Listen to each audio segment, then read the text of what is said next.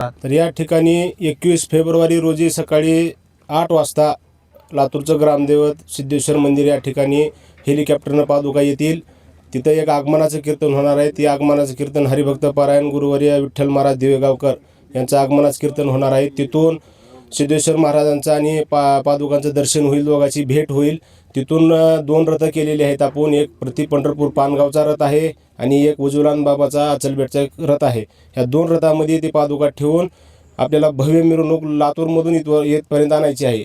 तर त्या दिंडीचं स्वरूप असं राहील की समोरच्या बाजूला ढोल पताक राहील, त्याच्या पाठीमागं 375 पताका राहतील, त्याच्या पाठीमागं 375 तुळस घेऊन महिला राहतील, त्याच्या पाठीमागं 375 कळस घेऊन महिला राहतील, त्याच्या पाठीमागं 375 विनेकरी राहतील, त्याच्या पाठीमागं 375 लातूर जिल्ह्यातील कीर्तनकार फेटे बांधून राहतील, त्याच्या पाठीमागं 375 टाळ घेऊन वारकरी राहतील, त्याच्या पाठीमागं 375 आपलं तुकाराम नावाचे व्यक्ती राहतील, त्याच्या पाठीमागं 375 लातूर जिल्ह्यातील सर्व मृदंगवादक राहतील, त्याच्या पाठीमागं 750 ज्ञानेश्वर नावाचे व्यक्ती राहतील.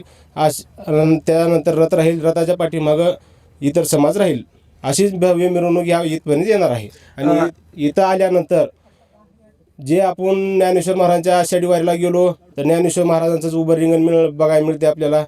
तुकाराम महाराजच्या तिकडे गेलो तर तुकाराम महाराजच मिळते. तर या ठिकाणी आपण सकळ संतांच्या 7 पादुकांच्या रथासाठी माऊलीचे अश्व आळंदीहून इथे येणार आहेत.